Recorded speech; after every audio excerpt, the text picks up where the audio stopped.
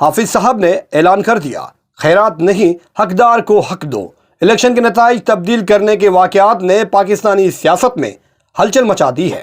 پاکستان کی تاریخ میں پہلی بار ایسا ہوا ہے کہ کسی نے نڈر ہو کر صاف کہہ دیا ہے کہ بہت ہوا، اب کسی کا حق مار کر جشن نہیں منا سکتے۔ جماعت اسلامی کے امیر سراج الحق استحکام پاکستان پارٹی کے چیئرمین جہانگیر ترین مستعفی ہونے کا اعلان کر چکے ہیں، جبکہ جماعت اسلامی کراچی کے امیر حافظ نعیم الرحمان نے سسٹم کی ایسی کی تیسی کر دی۔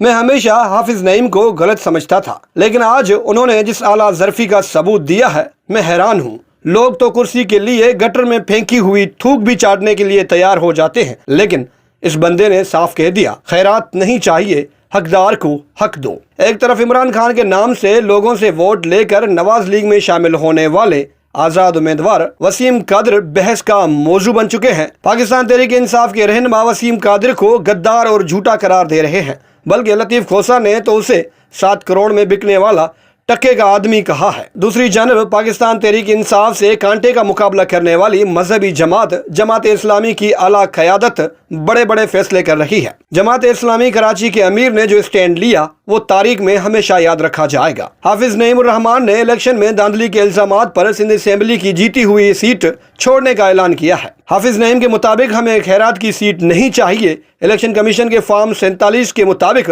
مجھے 26,000 ووٹ ملے، لیکن فارم 45 کے مطابق مجھے 30,000 ووٹ ملے۔ تحریک انصاف کو زیادہ ووٹ ملے ہیں، میں ان کے مینڈیٹ کو قبول کرتا ہوں۔ ہم تحریک انصاف کی جیت کو تسلیم کرتے ہیں، ایم کیو میں کونسلر کی نشست بھی جیت نہیں سکتی۔ امیر جماعت اسلامی سراج الحق نے عام انتخابات میں ناکامی پر استعفیٰ دے دیا ہے۔ ایک بیان میں سراج الحق کا کہنا تھا کہ کوشش اور محنت کے باوجود انتخابات میں مطلوبہ کامیابی نہ دلا سکا۔ انتخابات میں ناکامی کو قبول کرتے ہوئے بطور امیر جماعت اسلامی استعفیٰ دیتا ہوں۔ دوسری جانب استحکام پاکستان پارٹی کے سربراہ جہانگیر ترین نے سیاست سے علیحدگی کا اعلان کر دیا ہے۔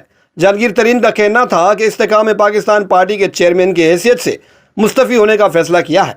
انہوں نے استحکام پاکستان پارٹی کے اراکین کے لیے نیک خواہشات کا اظہار کیا۔ ان کا کہنا تھا کہ جن لوگوں نے انتخابات میں حمایت کی ان کا شکریہ ادا کرتا ہوں اور کامیابی پر اپنے مخالفین یعنی پاکستان تحریک انصاف کو مبارکباد دیتا ہوں۔